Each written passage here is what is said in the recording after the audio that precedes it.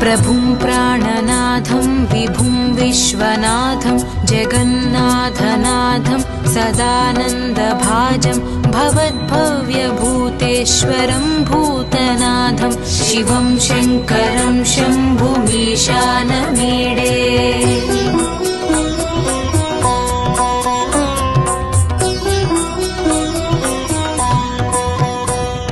गळेरुण्डमालं तनौ सर्पजालं महाकालकालं गणेशादिपालं जटाजूटगङ्गोत्तरं गैर्विशालं शिवं शङ्करं शम्भुमीशानमीडे।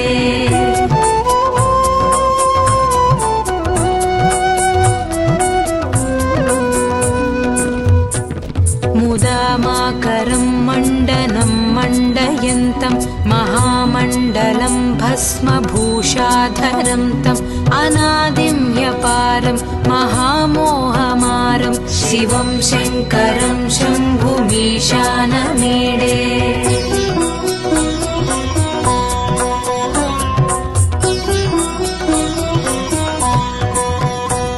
वटाधोनिवासं महाटाट्टहासं महापापनाशं सदा सुप्रकाशं गिरीशं गणेशं सुरेशं महेशं शिवं शङ्करं शम्भुमीशानमीडे।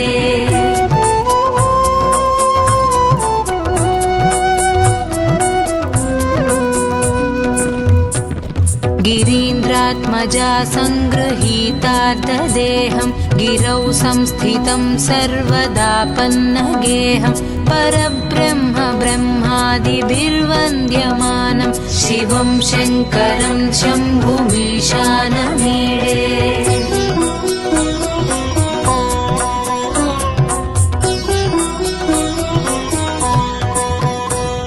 कपालं त्रिशूलं कराभ्यां दधानं पदाम्भोजनं रायकामं ददानं बलिवर्धमानं सुराणां प्रधानं शिवं शङ्करं शम्भुमीशानमीडे।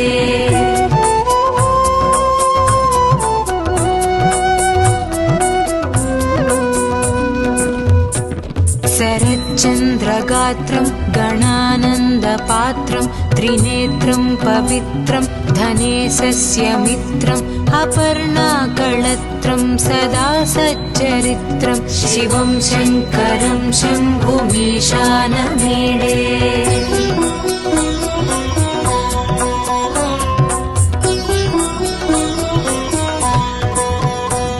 हरं सर्पहारं चिताभूविहारं भवं वेदसारं सदा निर्विकारं श्मशाने वसन्तं मनोजं दहन्तं शिवं शङ्करं शम्भुमीशानमीडे।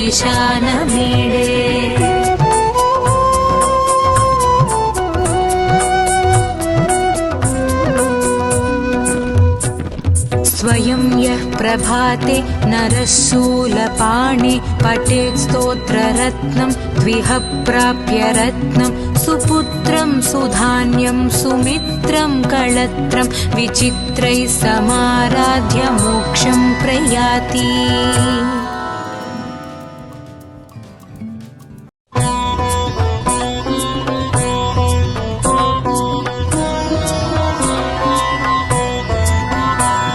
प्रभुं प्राणनाथं विभुं विश्वनाथं जगन्नाथनाथं सदानन्दभाजं भवद्भव्यभूतेश्वरं भूतनाथं शिवं शङ्करं शम्भुमीशानमीडे।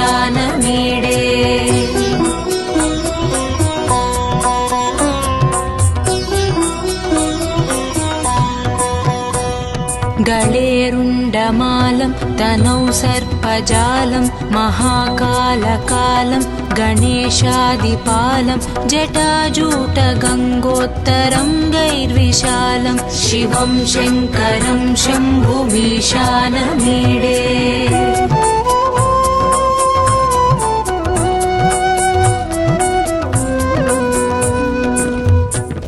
मुदामाकरं मण्डनं मण्डयन्तं महामण्डलं भस्मभूषाधरं भस्मभूषाधरं तम् अनादिं ह्यपारं महामोहमारं शिवं शङ्करं शम्भुमीशानमीडे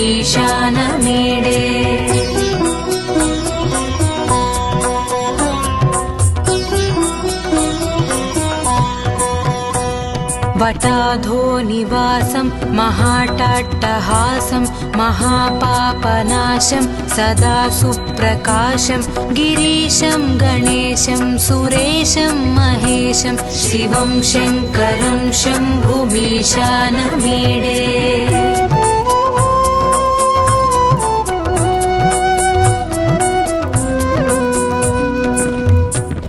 गिरीन्द्रात्मजा सङ्गृहीतार्थदेहं गिरौ संस्थितं सर्वदापन्नगेहं परब्रह्म ब्रह्मादिभिर्वन्द्यमानं शिवं शङ्करं शम्भुमीशानमीडे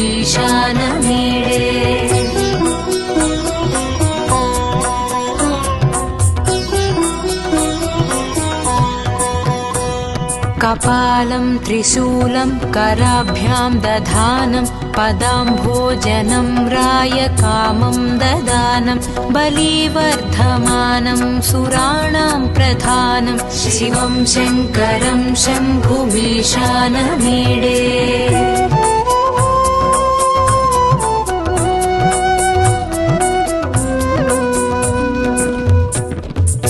शरच्चन्द्रगात्रं गणानन्दपात्रं त्रिनेत्रं पवित्रं धनेशस्य मित्रम् अपर्णाकळत्रं सदा सच्चरित्रं शिवं शङ्करं शम्भुमीशानमीडे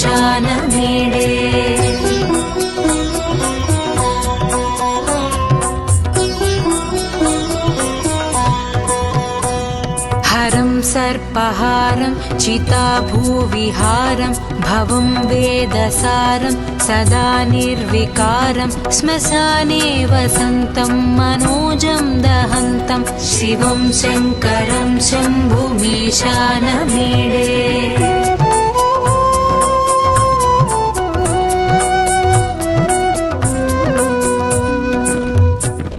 स्वयं यः प्रभाते नरः शूलपाणे पठेत् स्तोत्ररत्नं द्विह प्राप्य रत्नं सुपुत्रं सुधान्यं सुमित्रं कळत्रं विचित्रैः समाराध्य मोक्षं प्रयाति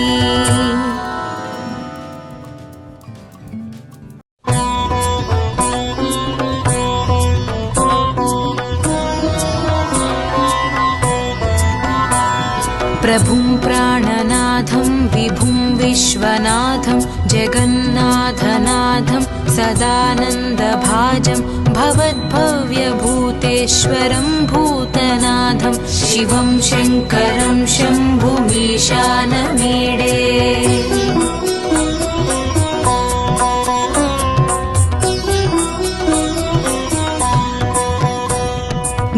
गळेरुण्डमालं तनौ सर्पजालं महाकालकालं गणेशादिपालं जटाजूटगङ्गोत्तरङ्गैर्विशालं शिवं शङ्करं शम्भुमीशानमीडे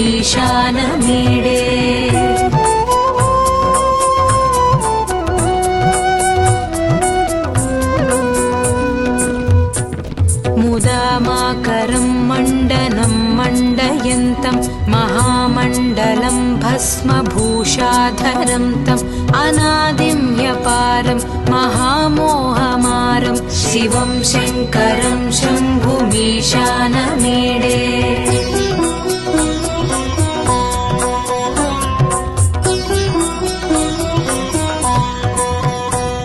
वटाधो निवासं महाटाट्टहासं महापापनाशं सदा सुप्रकाशं गिरीशं गणेशं सुरेशं महेशं शिवं शङ्करं शम्भुमीशानमीडे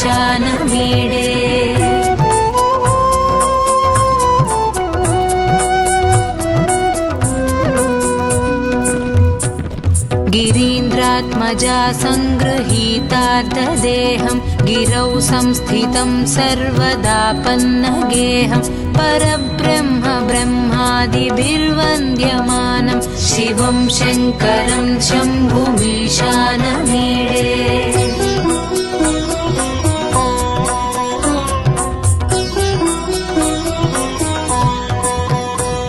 कपालं त्रिशूलं कराभ्यां दधानं पदाम्भोजनं रायकामं ददानं बलिवर्धमानं सुराणां प्रधानं शिवं शङ्करं शम्भुमीशानमीडे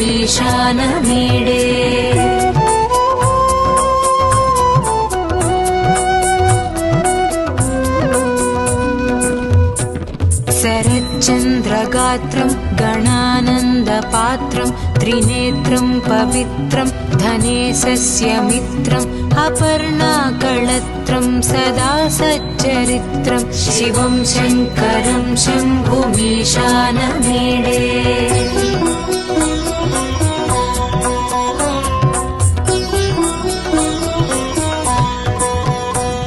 हरं सर्पहारं चिताभूविहारं भवं वेदसारं सदा निर्विकारं श्मशाने वसन्तं मनोजं दहन्तं शिवं शङ्करं शम्भुमीशानमीडे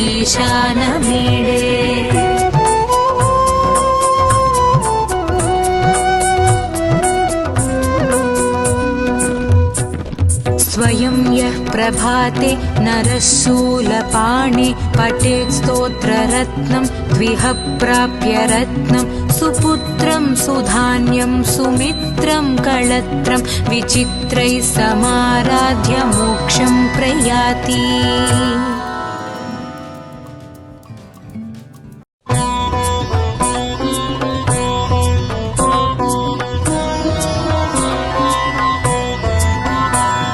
प्रभुं प्राणनाथं विभुं विश्वनाथं जगन्नाथनाथं सदानन्दभाजं भवद्भव्यभूतेश्वरं भूतनाथं शिवं शङ्करं शम्भुमीशानमीडे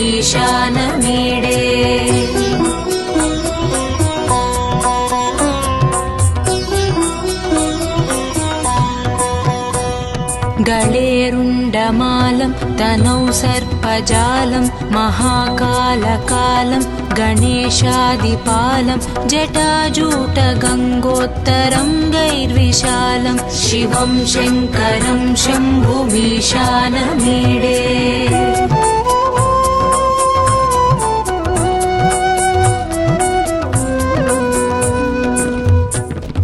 मुदामाकरं मण्डनं मण्डयन्तं महामण्डलं भस्मभूषाधरं तम् अनादिं ह्यपारं महामोहमारं शिवं शङ्करं शम्भुमीशानमीडे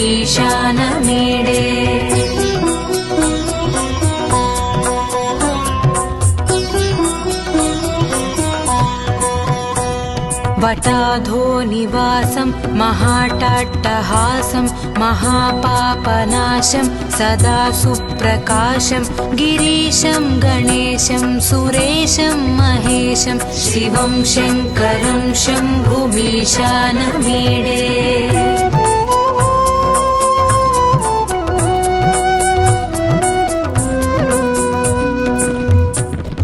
गिरीन्द्रात्मजा सङ्गृहीतार्थदेहं गिरौ संस्थितं सर्वदापन्नगेहं परब्रह्म ब्रह्मादिभिर्वन्द्यमानं शिवं शङ्करं शम्भुमीशानमीडे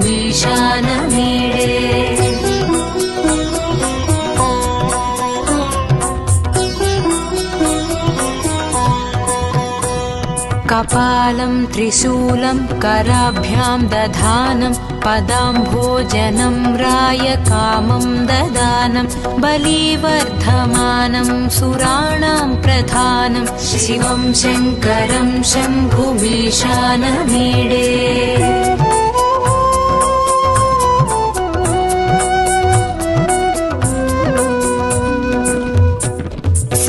शरच्चन्द्रगात्रं गणानन्दपात्रं पात्रं त्रिनेत्रं पवित्रं धनेशस्य मित्रम् अपर्णाकळत्रं सदा सच्चरित्रं शिवं शङ्करं शम्भुमीशानमीडे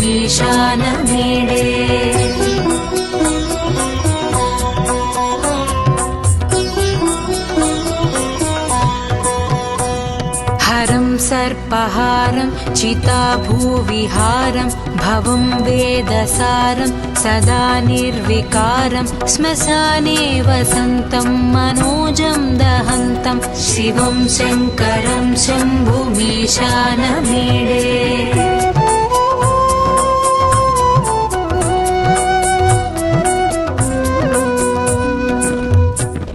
स्वयं यः प्रभाते नरः शूलपाणे पठेत् स्तोत्ररत्नं द्विह प्राप्य रत्नं सुपुत्रं सुधान्यं सुमित्रं कळत्रं विचित्रैः समाराध्य मोक्षं प्रयाति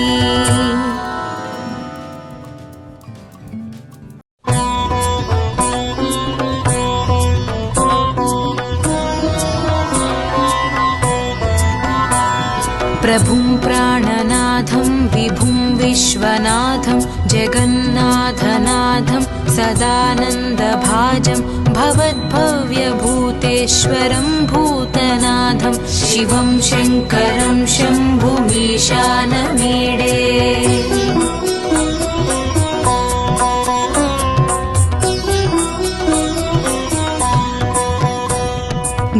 गळेरुण्डमालं तनौ सर्पजालं महाकालकालं गणेशादिपालं जटाजूटगङ्गोत्तरङ्गैर्विशालं शिवं शङ्करं शम्भुमीशानमीडे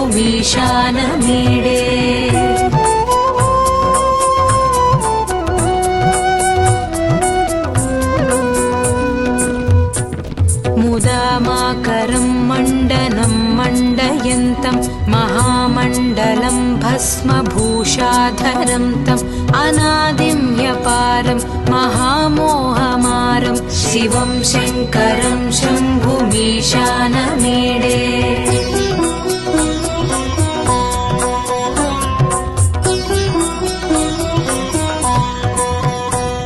वटाधो निवासं महाटाट्टहासं महापापनाशं सदा सुप्रकाशं गिरीशं गणेशं सुरेशं महेशं शिवं शङ्करं शम्भुमीशानमीडे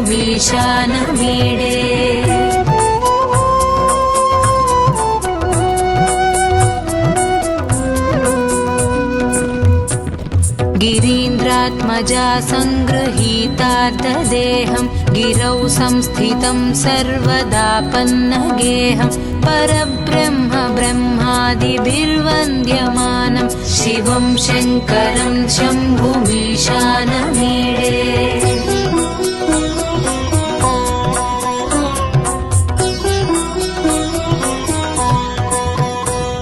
कपालं त्रिशूलं कराभ्यां दधानं पदाम्भोजनं रायकामं ददानं बलिवर्धमानं सुराणां प्रधानं शिवं शङ्करं शम्भुमीशानमीडे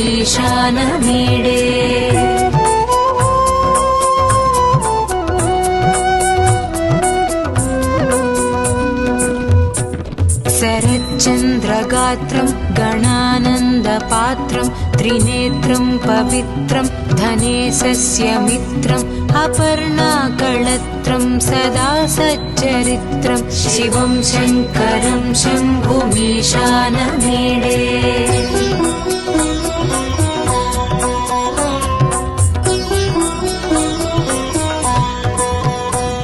हरं सर्पहारं चिताभूविहारं भवं वेदसारं सदा निर्विकारं श्मशाने वसन्तं मनोजं दहन्तं शिवं शङ्करं शम्भुमीशानमीडे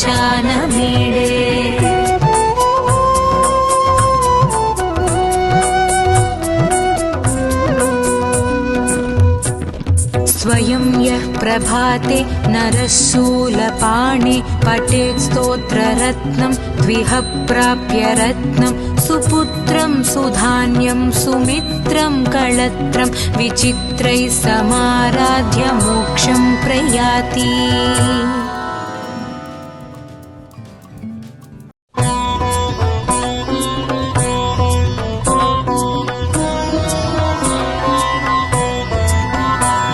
प्रभुं प्राणनाथं विभुं विश्वनाथं जगन्नाथनाथं सदानन्दभाजं भवद्भव्यभूतेश्वरं भूतनाथं शिवं शङ्करं शम्भुमीशानमीडे।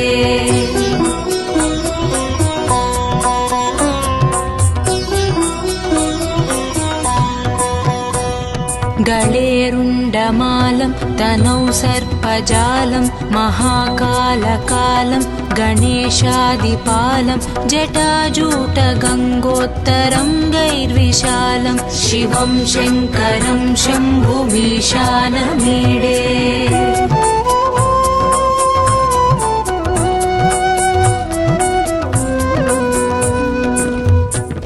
मुदामाकरं मण्डनं मण्डयन्तं महामण्डलं भस्मभूषाधरं तम् अनादिं ह्यपारं महामोहमारं शिवं शङ्करं शम्भुमीशानमीडे।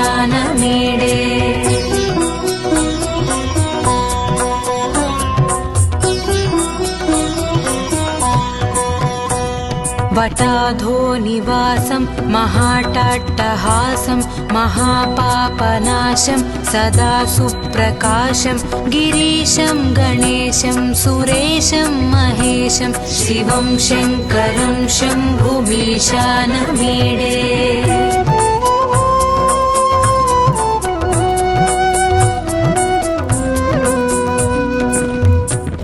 गिरीन्द्रात्मजा सङ्गृहीतार्धदेहं गिरौ संस्थितं सर्वदापन्नगेहं परब्रह्म ब्रह्मादिभिर्वन्द्यमानं शिवं शङ्करं शम्भुमीशानमीडे।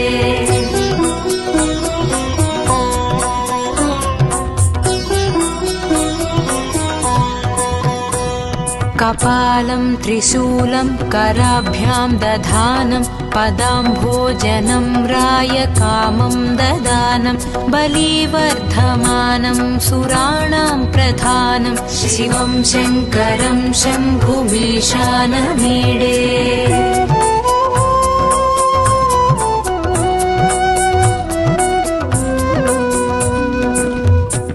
शरच्चन्द्रगात्रं गणानन्दपात्रं त्रिनेत्रं पवित्रं धनेशस्य मित्रम् अपर्णाकळत्रं सदा सच्चरित्रं शिवं शङ्करं शम्भुमीशानमीडे।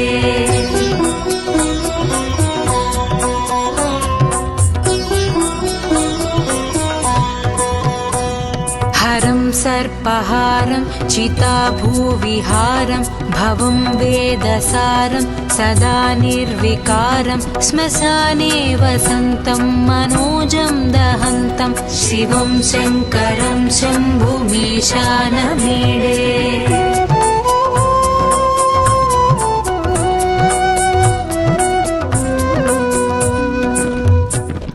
स्वयं यः प्रभाते नरः शूलपाणे पठेत् स्तोत्ररत्नं द्विह प्राप्य रत्नं सुपुत्रं सुधान्यं सुमित्रं कळत्रं विचित्रैः समाराध्य मोक्षं प्रयाति।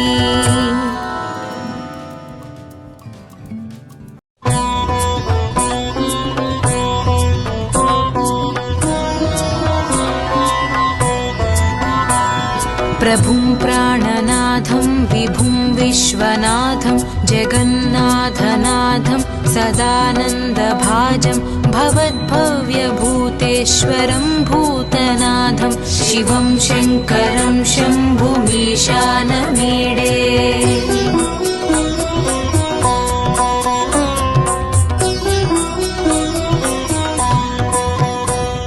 गळेरुण्डमालं कालं तनौ सर्पजालं महाकालकालं गणेशादिपालं जटाजूटगङ्गोत्तरङ्गैर्विशालं शिवं शङ्करं शम्भुमीशानमीडे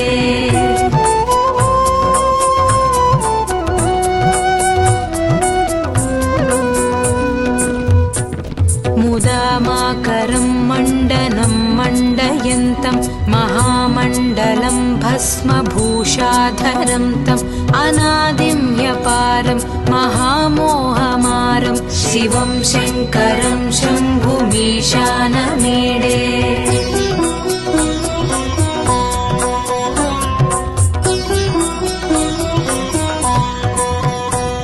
वटाधो निवासं महाटाट्टहासं महापापनाशं सदा सुप्रकाशं गिरीशं गणेशं सुरेशं महेशं शिवं शङ्करं शम्भुमीशानमीडे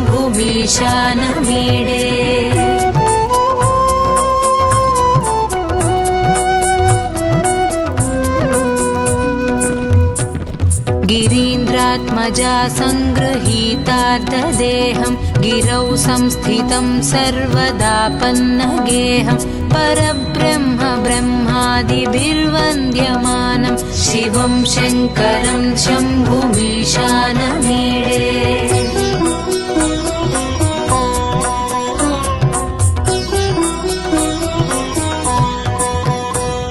कपालं त्रिशूलं कराभ्यां दधानं पदाम्भोजनं रायकामं ददानं बलिवर्धमानं सुराणां प्रधानं शिवं शङ्करं शम्भुमीशानमीडे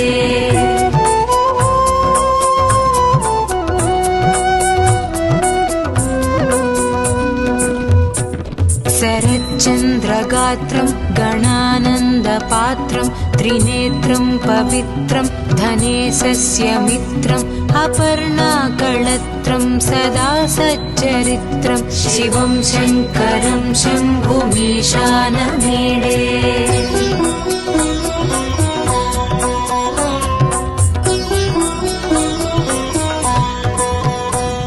हरं सर्पहारं चिताभूविहारं भवं वेदसारं सदा निर्विकारं श्मशाने वसन्तं मनोजं दहन्तं शिवं शङ्करं शम्भुमीशानमीडे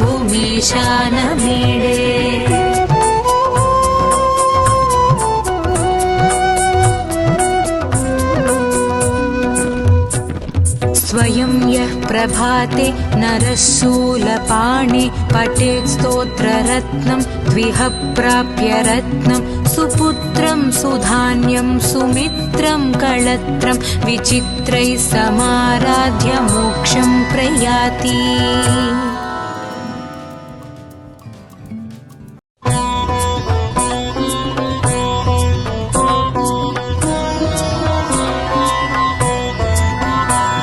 प्रभुं प्राणनाथं विभुं विश्वनाथं जगन्नाथनाथं सदानन्दभाजं भवद्भव्यभूतेश्वरं भूतनाथं शिवं शङ्करं शम्भुमीशानमीडे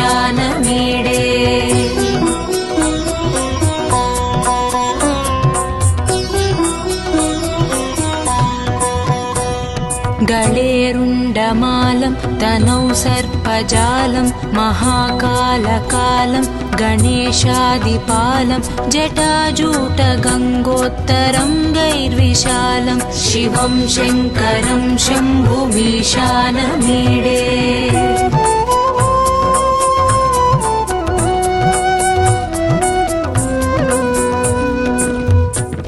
मुदामाकरं मण्डनं मण्डयन्तं महामण्डलं भस्मभूषाधरं तम् अनादिं ह्यपारं महामोहमारं शिवं शङ्करं शम्भुमीशानमीडे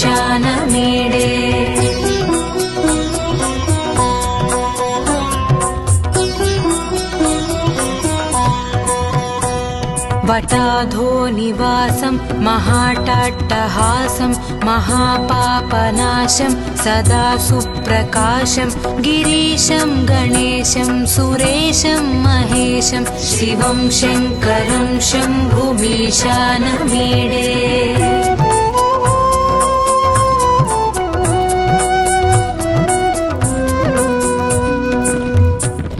गिरीन्द्रात्मजा सङ्गृहीतार्थदेहं गिरौ संस्थितं सर्वदापन्नगेहं परब्रह्म ब्रह्मादिभिर्वन्द्यमानं शिवं शङ्करं शम्भुमीशानमीडे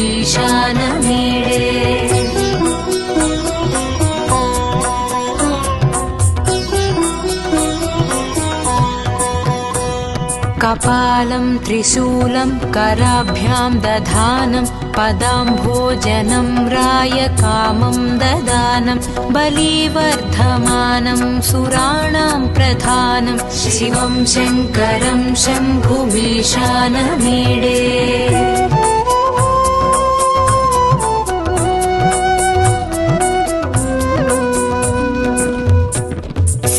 शरच्चन्द्रगात्रं गणानन्दपात्रं त्रिनेत्रं पवित्रं धनेशस्य मित्रम् अपर्णाकळत्रं सदा सच्चरित्रं शिवं शङ्करं शम्भुमीशानमीडे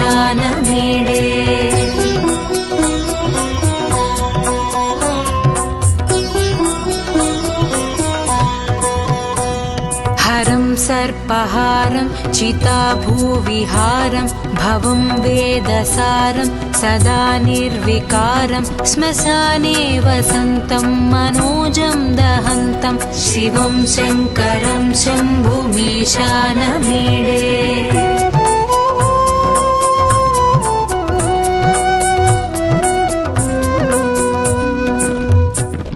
स्वयं यः प्रभाते नरः शूलपाणे पठेत् स्तोत्ररत्नं द्विह प्राप्य रत्नं सुपुत्रं सुधान्यं सुमित्रं कळत्रं विचित्रैः समाराध्य मोक्षं प्रयाति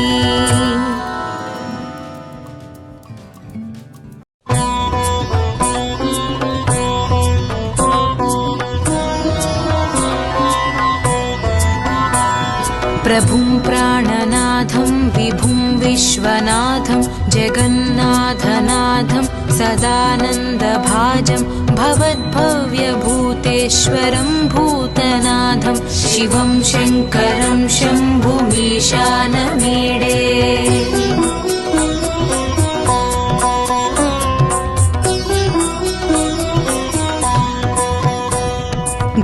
गळेरुण्डमालं तनौ सर्पजालं महाकालकालं गणेशादिपालं जटाजूटगङ्गोत्तरं गैर्विशालं शिवं शङ्करं शम्भुमीशानमीडे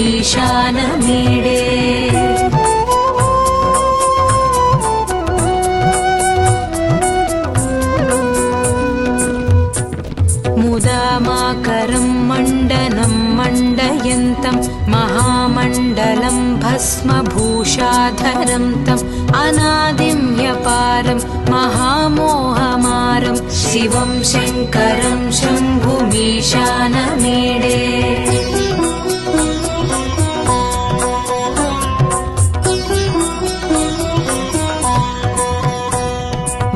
वटाधोनिवासं महाटाट्टहासं महापापनाशं सदा सुप्रकाशं गिरीशं गणेशं सुरेशं महेशं शिवं शङ्करं शम्भुमीशानमीडे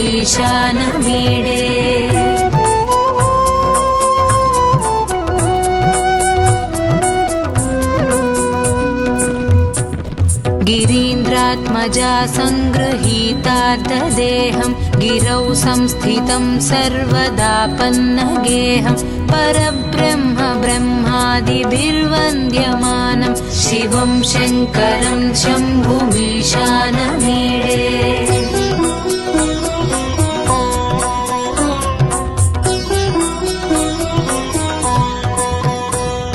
कपालं त्रिशूलं कराभ्यां दधानं पदाम्भोजनं रायकामं ददानं बलिवर्धमानं सुराणां प्रधानं शिवं शङ्करं शम्भुमीशानमीडे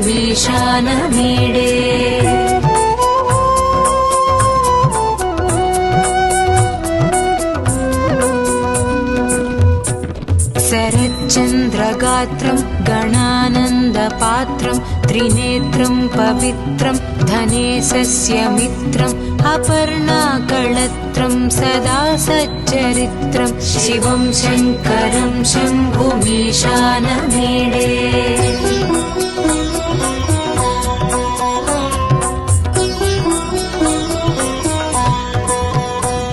हरं सर्पहारं चिताभूविहारं भवं वेदसारं सदा निर्विकारं श्मशाने वसन्तं मनोजं दहन्तं शिवं शङ्करं शम्भुमीशानमीडे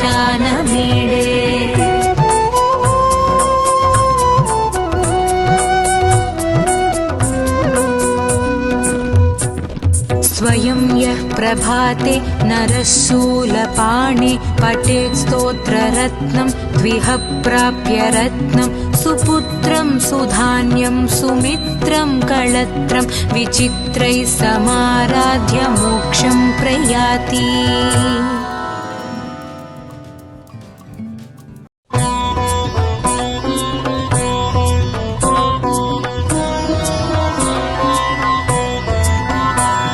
प्रभुं प्राणनाथं विभुं विश्वनाथं जगन्नाथनाथं सदानन्दभाजं भवद्भव्यभूतेश्वरं भूतनाथं शिवं शङ्करं शम्भुमीशानमीडे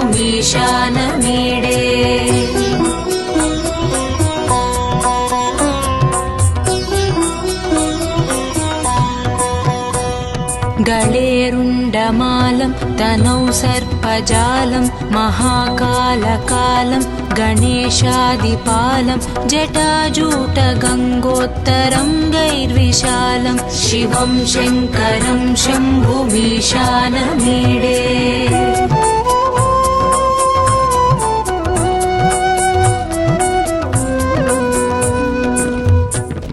मुदामाकरं मण्डनं मण्डयन्तं महामण्डलं भस्मभूषाधरं तम् अनादिं ह्यपारं महामोहमारं शिवं शङ्करं शम्भुमीशानमीडे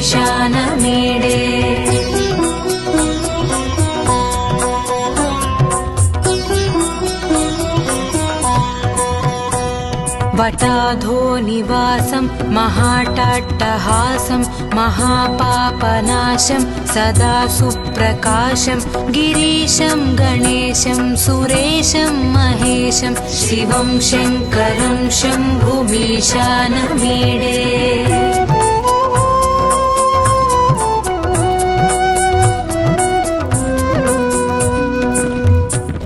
गिरीन्द्रात्मजा सङ्गृहीतार्थदेहं गिरौ संस्थितं सर्वदापन्नगेहं परब्रह्म ब्रह्मादिभिर्वन्द्यमानं शिवं शङ्करं शम्भुमीशानमीडे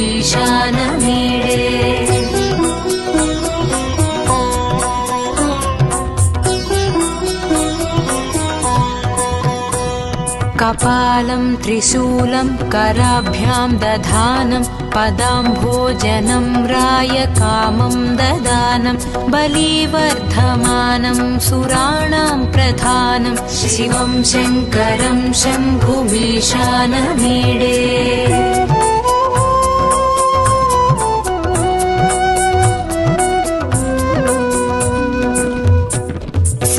शरच्चन्द्रगात्रं गणानन्दपात्रं त्रिनेत्रं पवित्रं धनेशस्य मित्रम् अपर्णाकळत्रं सदा सच्चरित्रं शिवं शङ्करं शम्भुमीशानमीडे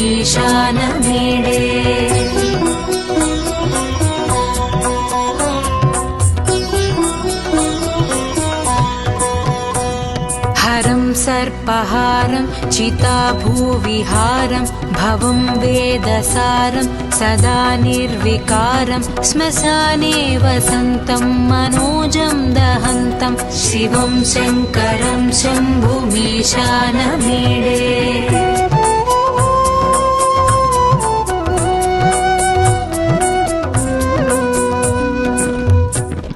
स्वयं यः प्रभाते नरः शूलपाणे पठेत् स्तोत्ररत्नं द्विह प्राप्य रत्नं सुपुत्रं सुधान्यं सुमित्रं कळत्रं विचित्रैः समाराध्य मोक्षं प्रयाति।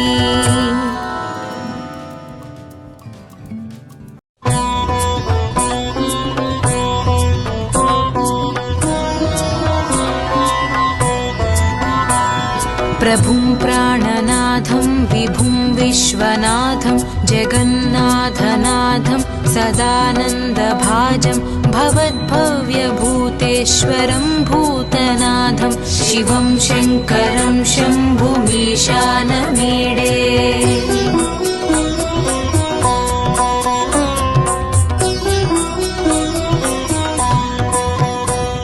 गळेरुण्डमालं तनौ सर्पजालं महाकालकालं गणेशादिपालं जटाजूटगङ्गोत्तरं गैर्विशालं शिवं शङ्करं शम्भुमीशानमीडे।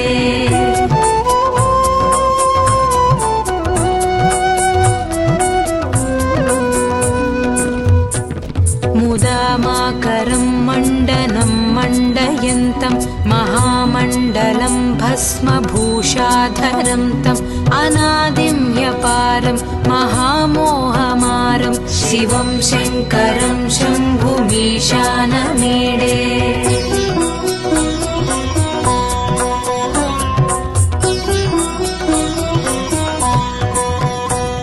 वटाधो निवासं महाटाट्टहासं महापापनाशं सदा सुप्रकाशं गिरीशं गणेशं सुरेशं महेशं शिवं शङ्करं शम्भुमीशानमीडे।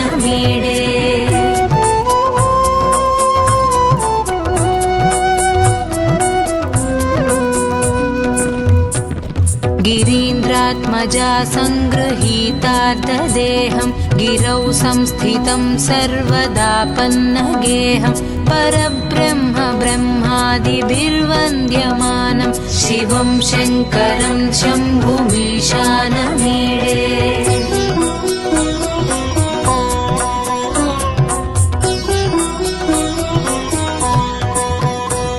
कपालं त्रिशूलं कराभ्यां दधानं पदाम्भोजनं रायकामं ददानं बलिवर्धमानं सुराणां प्रधानं शिवं शङ्करं शम्भुमीशानमीडे।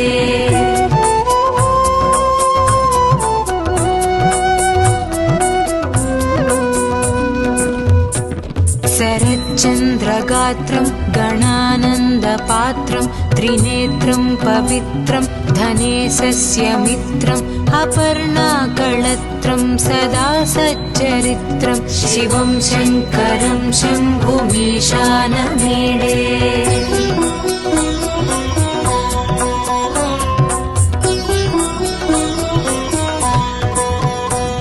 हरं सर्पहारं चिताभूविहारं भवं वेदसारं सदा निर्विकारं श्मशाने वसन्तं मनोजं दहन्तं शिवं शङ्करं शम्भुमीशानमीडे।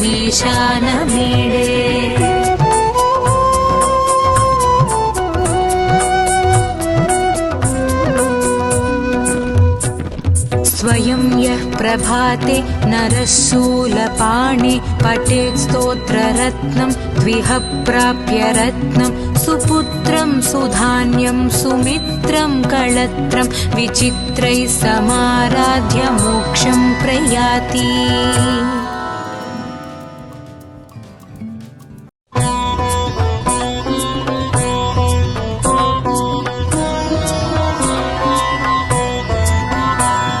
प्रभुं प्राणनाथं विभुं विश्वनाथं जगन्नाथनाथं सदानन्दभाजं भवद्भव्यभूतेश्वरं भूतनाथं शिवं शङ्करं शम्भुमीशानमीडे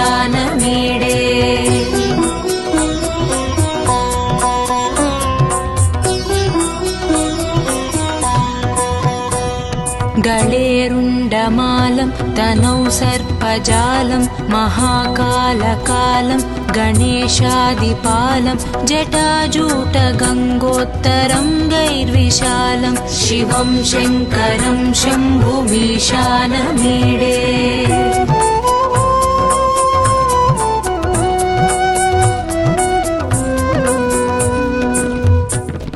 मुदामाकरं मण्डनं मण्डयन्तं महामण्डलं भस्मभूषाधरं तम् अनादिं ह्यपारं महामोहमारं शिवं शङ्करं शम्भुमीशानमीडे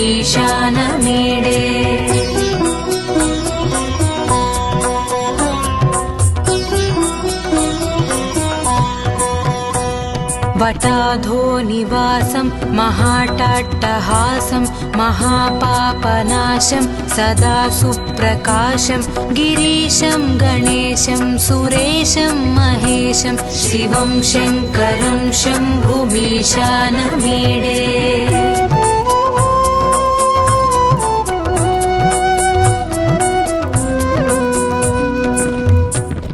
गिरीन्द्रात्मजा सङ्गृहीतार्धदेहं गिरौ संस्थितं सर्वदापन्नगेहं परब्रह्म ब्रह्मादिभिर्वन्द्यमानं शिवं शङ्करं शम्भुमीशानमीडे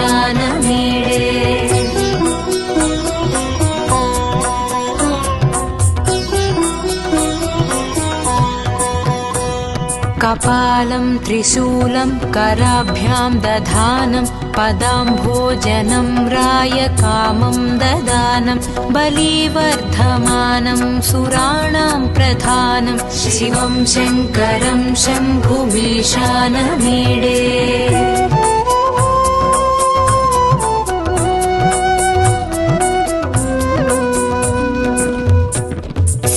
शरच्चन्द्रगात्रं गणानन्दपात्रं त्रिनेत्रं पवित्रं धनेशस्य मित्रम् अपर्णाकळत्रं सदा सच्चरित्रं शिवं शङ्करं शम्भुमीशानमीडे